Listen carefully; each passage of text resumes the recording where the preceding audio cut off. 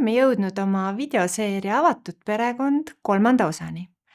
Eelnevalt olete kuulnud Elisa kõnet lastest ja nende vajadustest ning Valduri kõnet paarisuhtest ja abielust. Minu tänase kõne pealkiri on Mis või kes võimestab naisi armastama oma mehi ja lapsi. Minu kõne keskendub peamiselt naistele, nii noortele kui vanadele, nii vallalistele kui abielus olevatele, nii emadele kui nendele, kes selles etapis ei ole või veel ei ole. Annan kohe ka 3-punktilise vastuse sellele, mis siis on see, mis võimestab naisi armastama. Et kui kellelgi pole aega kogu kõnet kuulata, saab vastuse teada ja võib kohe arutluse juurde minna. Esiteks võimestab naisi armastama teiste naiste toetus ja julgustus. Teiseks, tingimusteta armastus ja turvatunne, mille naine saab oma abikaasalt. Ja kolmandaks, kindel veendumus, et Jumal on määranud naise jaoks väga erilise rolli ja ülesande, millest juhindumine on puhas rõõm. Püüan läbi oma kõne neile punktidele rohkem sisu ja põhjendusi taha tuua.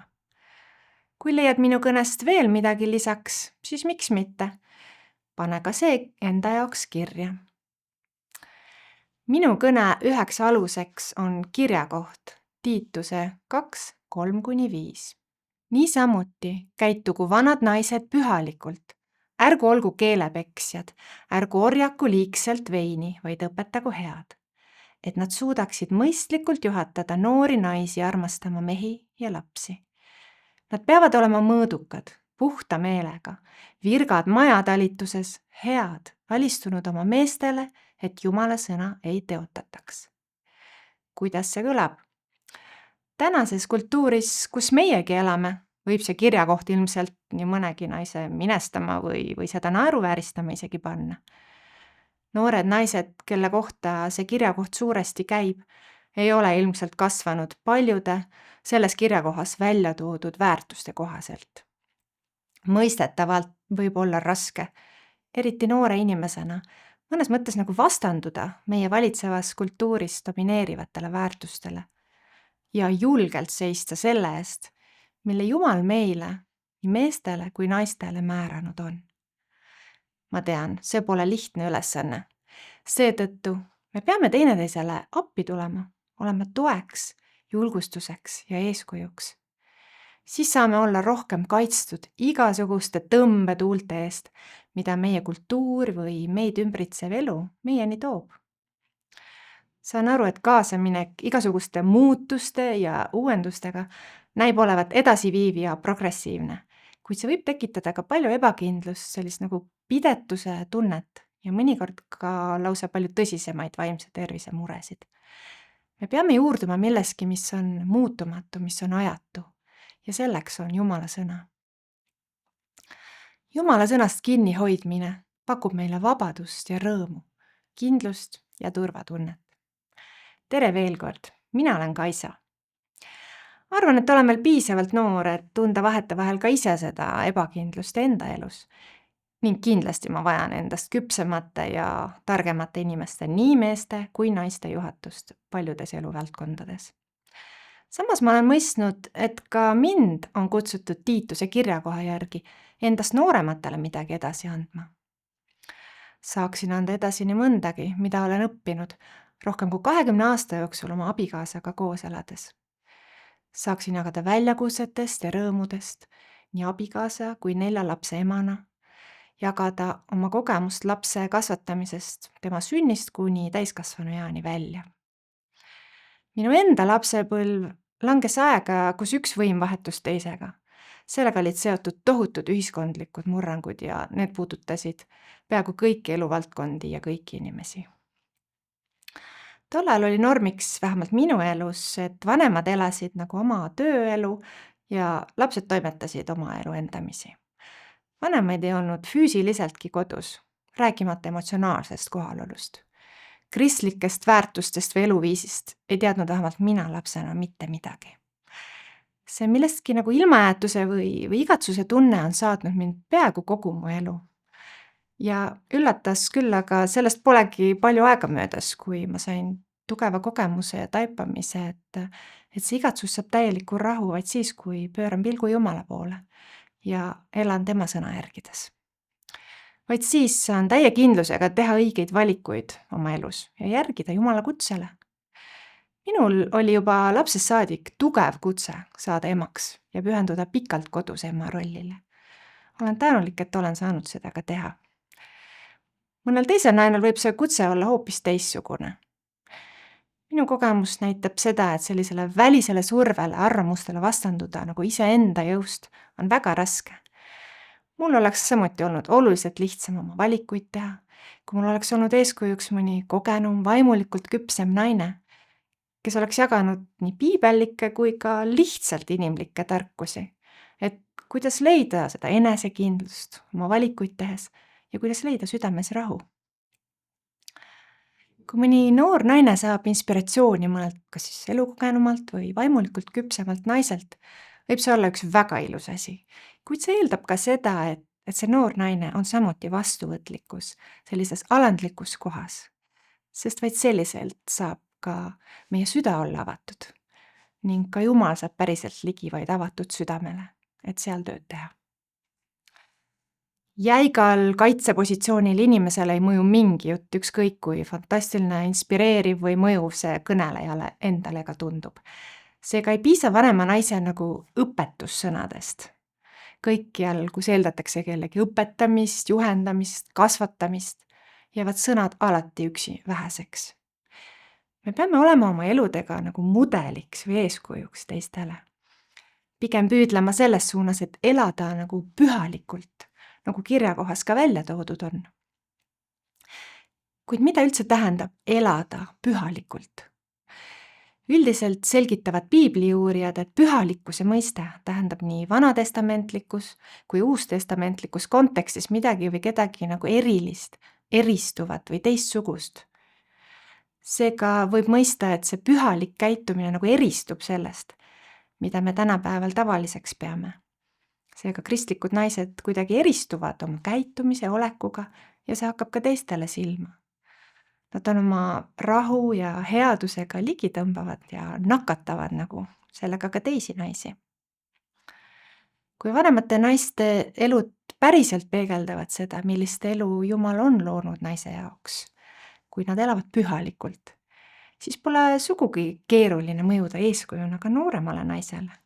See kõlab väga lihtsalt ja see ongi väga lihtne, kuid sugugi mitte kerge.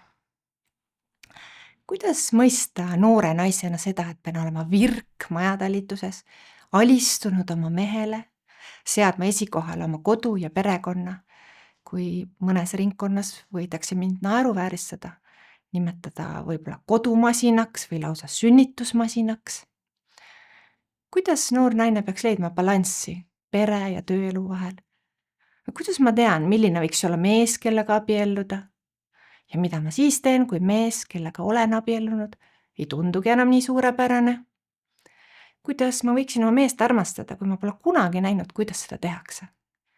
Kas ma peaksin tundma süütunnet, kui mul on soov üldse mitte pere luua ja pühenduda tööle? Või peaksin süütunnet tundma hoopis siis, kui ma tahan pühenduda oma kodule ja lastele ning üldse mitte nagu palgatööle minnagi? Sellise halvustava sildi nagu ühiskondlikult kahjulik element võib külge saada mõlemal juhul. Need küsimused ja kõhklused ei näigi lõppevat. Ükskord arutlesin oma kõige vanema tütrega nendel teemadel, kes nüüdseks on juba täisealine. Ja ma mõistsin, et noori inimese jaoks on väga oluline leida peegeldust oma mõtetele, oma arvamustele. Minu pikem elukogemus ja pikem abielus olemise kogemus loomulikult annab mulle teistsuguse perspektiivi ja pikema elukogemusega tuleb ka rohkem mõistmist ja südamerahu. Jumal saadab meile läbi elu olulisi õppetunde ja mida vanemad me oleme, seda rohkem neid õppetunde meil lihtsalt on. Seda rohkem on ka teadmist, et elus võib tulla ette väga palju keerulisi olukordi ja raskusi. Ja samas kõik on ületatav ja kõik on mööduv. Seega kokkuvõtlikult selle kohta pean ütlema, et see protsess on alati kahepoolne.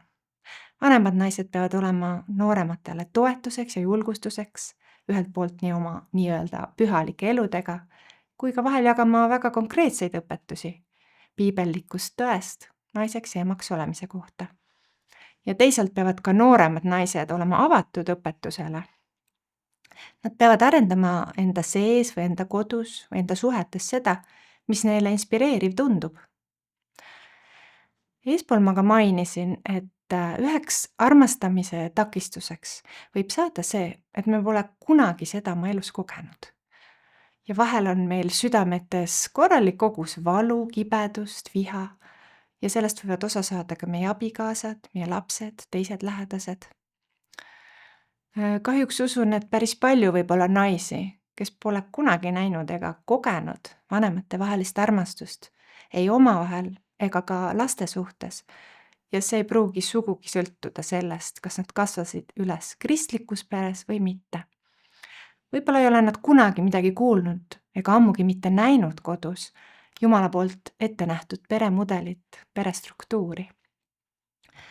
Ja kui naisel on selline elukogemus või selline armastuse kogemus, ei ole tema jaoks kuigi abistav, kui teda kritiseeritakse, halvustatakse, sest ta on lihtsalt hädas, abitu ja võib-olla ta lihtsalt ei oska oma abikaasat armastavalt kohelda. Kuid kui ta näeb mõne teise perekonna pealt, et see on tegelikult täiesti tehtav ja õpitav, siis see on tohutult julgustav ja võimestab naist ka ise teisiti proovima.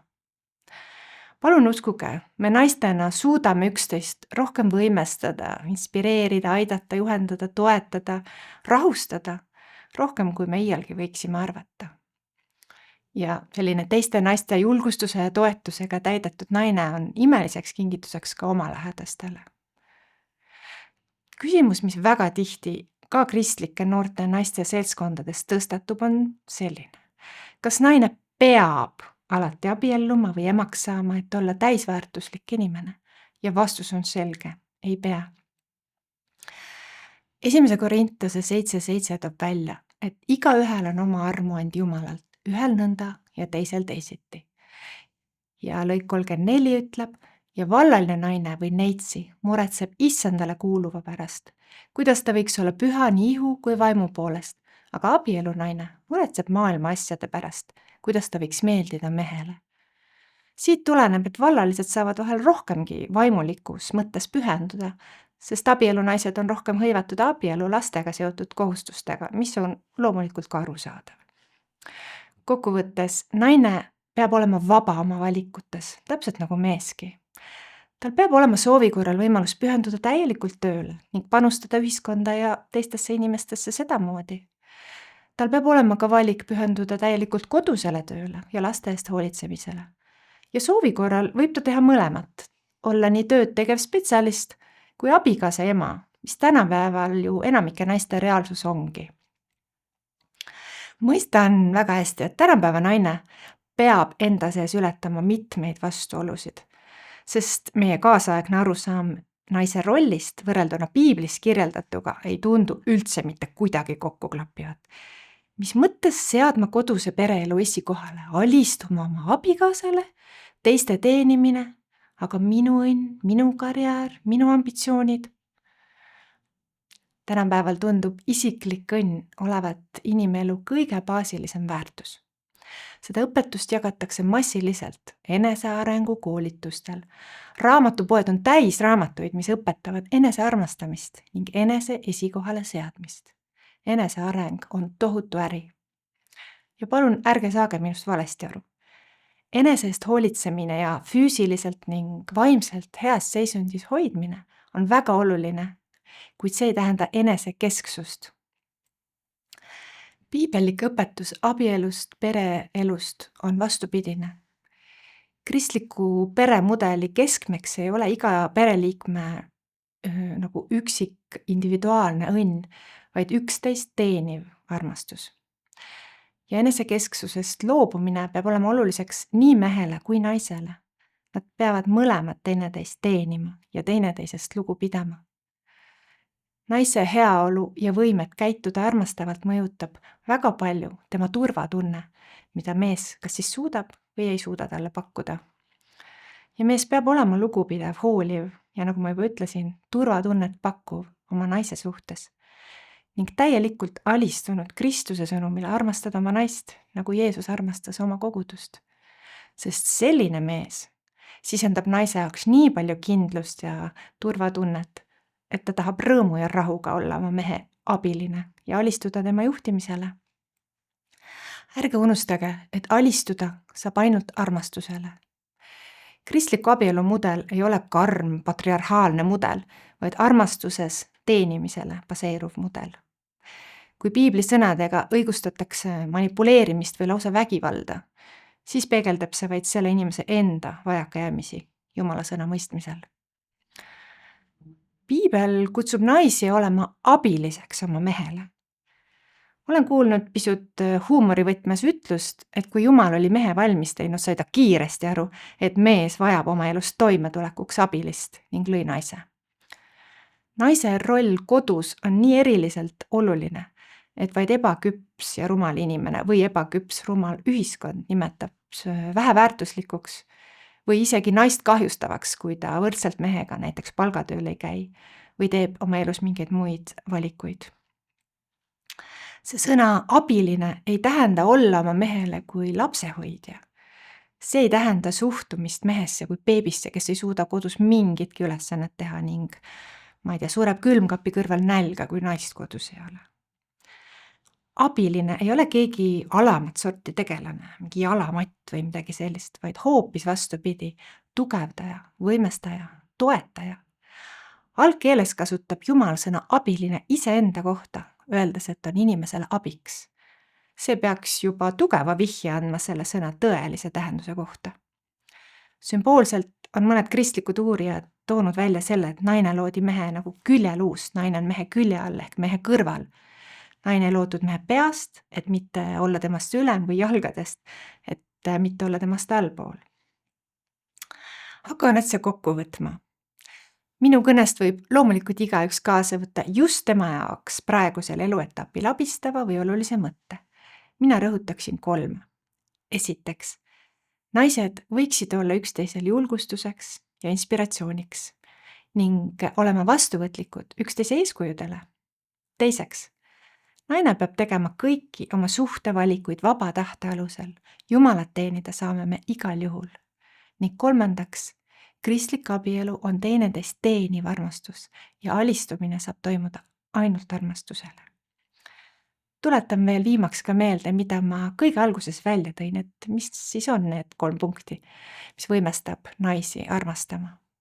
Nendeks olid esiteks teiste naiste toetus ja julgustus, teiseks tingimusteta armastus ja turvatunne, mille ta saab oma abikaasalt ja 3. kindel veendumus, et Jumal on määranud naise jaoks väga erilise rolli ja ülesande, millest juhindumine on puhas rõõm. Ma loodan, et te saite enda jaoks mõne uue mõtte, millega nõustuda või millele hoopis vastu vaielda. Ma olen teile arutlemiseks välja mõelnud ka 3 küsimust, millest te võite lähtuda, kuid üldse ei pea. Vajadusel arutlege just nende küsimuste üle, mis teile praegu kõige olulisemad tunduvad. Tänan teid kuulamast ja ma soovin meile kõigile sisukat arutelu osa.